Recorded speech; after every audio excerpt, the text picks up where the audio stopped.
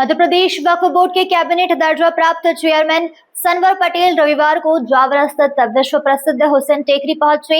यहां उन्होंने अब्बास आलमदार के नवनिर्मित रोजे पर जरी मुबारक रखकर प्रदेश और देश में अमन, शांति व खुशहाली की दुआ मांगी। बताया गया कि करोड़ों रुपए की लागत से बना यह भव्य रोजा बोहरा समाज के फरकुद्दीन बोहरा परिवार द्वारा निर्मित कराया गया है। जरी की रस्म सनवर पटेल ने अपने हाथों से अदा की है। हुसैन टेकरी पहुंचने पर कार्यपालन अधिकारी अब्दुल हकीम खान, प्रशासक जुलूर रहमान, भाजपा मंडल अध्यक्ष राजेश शर्मा सहित सामाजिक संगठन और स्थानीय लोगों ने उनका स्वागत किया। इस दौरान वक्फ बोर्ड की नवनियुक्त सदस्य एवं रतलाम नगर निगम पार्षद शबाना खान का भी सम्मान किया गया है।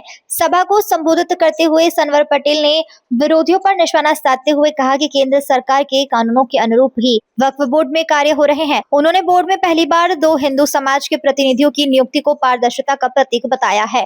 यूसीसी पर उन्होंने कहा कि कानून सबके लिए समान है और प्रत्येक नागरिक को उसका सम्मान करना चाहिए। Mohammed Sharif Qureshi, MP news live, Ratlam. Madhya Pradesh के मुख्यमंत्री डॉक्टर मोहन यादव जी, भारतीय जनता पार्टी के प्रदेश के अध्यक्ष हेमंत खंडेलवाल जी और शीर्ष नेतृत्व का मैं धन्यवाद ज्ञापित करता हूं, उनका शुक्रिया अदा करता हूं कि उन्होंने मुझ जैसे एक छोटे से कार्यकर्ता को, एक सामान्य कार्यकर्ता को भरोसा करके दोबारा मध्य प्रदेश वक्फ बोर्ड जैसी महत्वपूर्ण जिम्मेदारी के अध्यक्ष पद पर दायित्व सौंपा है। सर, विरोधी बहुत जमीन स्तर पर आकर आपका अभी आपका मंच से कहना था कि इस तरह से लोग जो है भ्रम फैला रहे हैं, किस तरह का भ्रम फैला रहे हैं और आप किस नीति से चलने वाले हैं। देखिए, वक्फ क्या है इसको समझना पड़ेगा। जब कोई व्यक्ति अपनी वैधानिक संपत्ति का एक हिस्सा अपनी संतानों को न देते हुए और समाज हित में वक्फ कर दे, अर्थात दान कर दे, स्थायी रूप से दान कर दे, उसे वक्फ कहते हैं।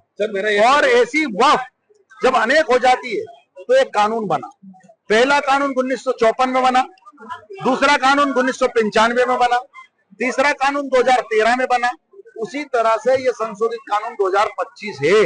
जब कानून बन गया, संसद में बहस हुई है, 2 दिन तक लोकसभा में और 2 दिन तक राज्यसभा में बहस हुई है, और उसके बाद ये कानून बना है। लाखों लोगों की सलाहों के बाद कानून बना है। तो अब उसमें कानून के अनुसार हम सबको कानून का पालन करना चाहिए। और मध्य प्रदेश पहला राज्य है जिसने वक्फ के मामले में कानून का पालन करते हुए अक्षरशः 2025 का पालन करते हुए नया बोर्ड बनाया है, आम जन को उसमें शामिल किया है और अब वक्फ बोर्ड और तेजी से काम करेगा। के लिए 33 करोड़ रुपए की योजना राज्य को भेजी गई है, लगभग 2 साल पहले। आपका क्या कहना? देखिए, हुसैन टेकरी में भी लगातार सुशासन की स्थापना हो रही है।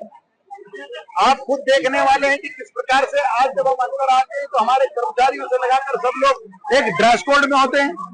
आज अच्छे टॉयलेट्स बन रहे हैं, जो एक बरसों बरस से एक जो यहाँ जायरीन आते हैं और जब वो गड्ढे में अपना नहाते थे और उनकी अपनी आस्था है, उनका अपना यकीदा है, तो हमने इस प्रबंध कमेटी एक ऐसा जिसके अंदर अदब भी रहे, ऐसा यहाँ पर कुंड बनाया, ऐसा यहाँ पर पुल बनाया, जिसमें हमारी बहनें अलग और भाई अलग, सब अलग अलग प्रकार से अपनी धार्मिक क्रिया का पूरा पालन करें,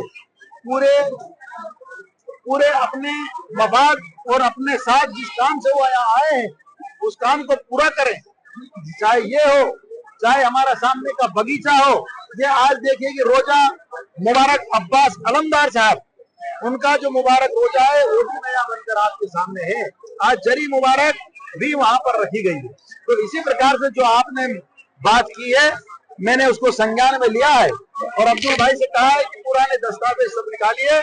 हम स्थानीय जो हमारे यहाँ के विधायक थे उनके साथ जाकर मुख्यमंत्री जी से गुजारिश करेंगे और उस काम को भी आगे बढ़ाएंगे। वक्त में हिंदू सदस्य की एंट्री और महिलाओं की एंट्री के ऊपर कुछ शुरू हुए थे, उसके लिए क्या कुछ कहना? देखिए, कुछ लोगों का काम है लगातार गुमराह करना। जब सीए एनआरसी आया तो पूरे देश को गुमराह करने का काम किया, बहनों को भड़का दिया कि भैया आप धरने पर बैठ जाइए, धरने पर नहीं बैठे तो आपको देश छोड़ना पड़ेगा, नागरिकता चली जाएगी। आप बताइए, 7 साल होगा, एक आदमी का नाम बता दीजिए किसी मुसलमान भाई को नागरिकता छोड़नी पड़ी सीएनआरसी के कारण से। जब 370 हटाने का काम हुआ तो कहा कि आग लग जाएगी जम्मू कश्मीर में। आग की जगह बाग लग गए, फूल उग रहे हैं, लोग व्यापार कर रहे हैं, प्रति व्यक्ति इनकम बढ़ गई है। अब जब 3 तलाक वाला विषय आया नारियों के लिए, बेटियों के लिए, उसका विरोध किया। आज बेटियां सक्षम हुई है। उसी प्रकार से जब नया वक्फ कानून आया, उसमें 2 बहनों को लेना अनिवार्य किया, तो हम स्वागत करते हैं कि 2 बहनें आई, विशेषज्ञ के नाते, एक्सपर्ट्स के नाते। 2 हमारे नॉन मुस्लिम भाइयों को लेने का उसमें अनिवार्यता है, तो उसमें भी मध्य प्रदेश में 2 सदस्य आए, वो अपनी विशेषज्ञता के नाते अच्छी सलाह दे रहे हैं। हम वक्फ के काम को आगे बढ़ा रहे हैं। ये गुमराह करने वाले जो लोग हैं, अब इनसे समाज गुमराह होने वाला नहीं है। इनकी पोल खुल चुकी है। ये लगातार सिर्फ इनका एजेंडा ही गुमराह करना और झूठ बोलना है और भ्रम फैलाना है।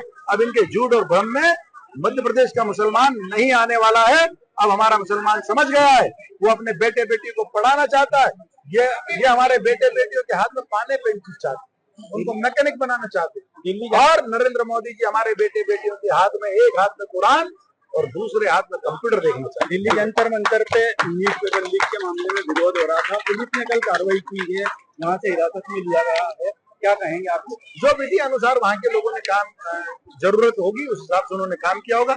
ये विषय दिल्ली का है, मेरा नहीं है, मैं राज्य की बात कर सकता हूँ। एजुकेशन सिस्टम का विषय है, इसलिए आप भी एक जवाबदार पद पर बैठे हुए हैं। लगातार एजुकेशन सिस्टम को सुधारने का काम देश की सरकार ने किया है।